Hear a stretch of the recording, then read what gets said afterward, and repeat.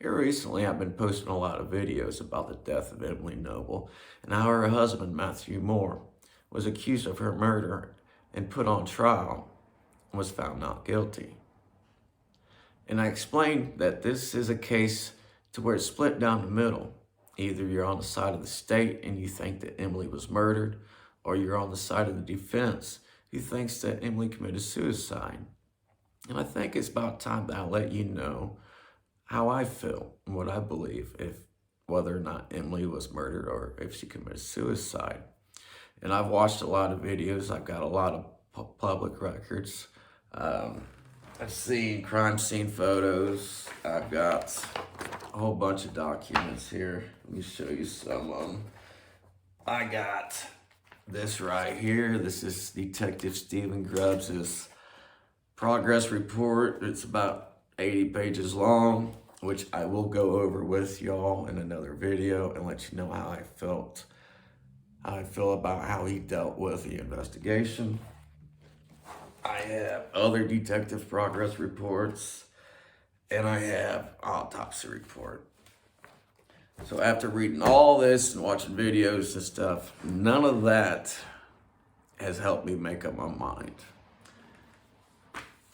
I got, now on these two sheets of paper right here, these two things has helped me make up my mind. These two papers are pictures of the actual crime scene of Emily Noble being found. And I'm not going to post these because these are not blurred out. They're not redacted. And they're sad, and you don't want to put these online. And in these posts, in these pictures, Emily's on her knees. She's in an upright position. She's got the cord up, heads down, and everything is perfect. I mean, she's perfectly straight up and down, head's just down, and that cord is perfectly straight up and down. The cord is wrapped around the tree limb, and it's double looped. The way that it's double looped and it's wrapped around the tree limb and around Emily, a lot of people would not consider doing it that way. And I go through depression and things like that, and I would never think about double looping a cord to wrap it around the tree, then wrapping it around, and that's done that way to hold weight. You know what I'm saying? It's done that to hold extra weight, and the cord is perfect. The length of it's perfect to where it's holding her body perfectly up, straight up and down, to where it's not, there's no drop in the body or nothing. I mean, it's perfect. The length of it's perfect. And for somebody to get that length of it perfect, doing it themselves without raising it up somehow, it's very hard. I mean, unless she perfectly measured that cord, it's perfectly holding her straight up and down. And that's something that's hard to do. So, and basically, the only thing she would have been able to do was move her head down like this to kill herself, which, yes, that would be possible to do, but there's broken bones on both sides of her neck. So how is she getting enough pressure to break them bones? There's no way. Not with just pulling down your neck. There's no way to get that enough pressure to break them bones.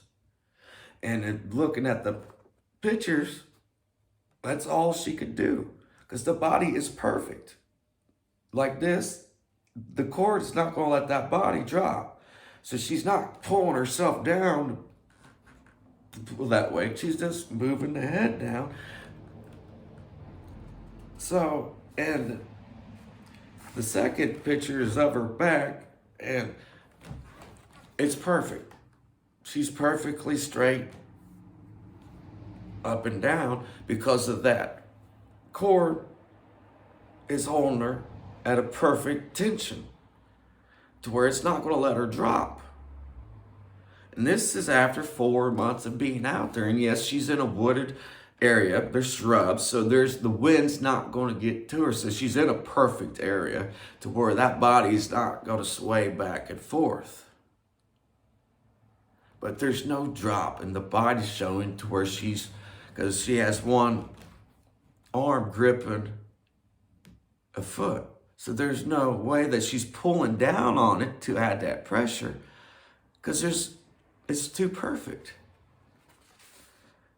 So going by these two pictures,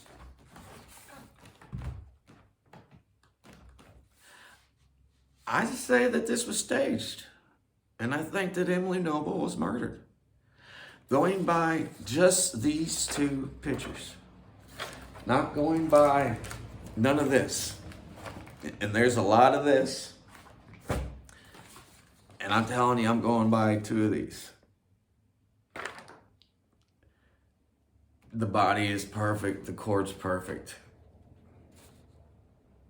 I mean, it's a perfect length to where there's no drop in that body. There's no pulling down of the body to where she's pulling down to add more pressure to kill herself. The only thing she could do at that length of the cord and that way she's sitting is to press down on her neck like this to kill herself. And that's not going to, that just pulling down your neck is not going to have enough pressure to break them bones. It's not. And let's talk about the fact that this USB cord is not, most times we're talking about USB, people think about phone cords, things like that. This is a computer USB cord, and it's probably about 10, 20 feet in length. This is not something that you throw in your pocket. And there's a water bottle sitting right beside her that they later found out had vodka in it. So if you're walking down the street, you're going to have to carry this 10 to 20 foot USB cord. So somebody's going to notice that. If somebody's seen Emily out walking, they're going to say, yeah, I see something odd. She's carrying a 20-foot USB cord.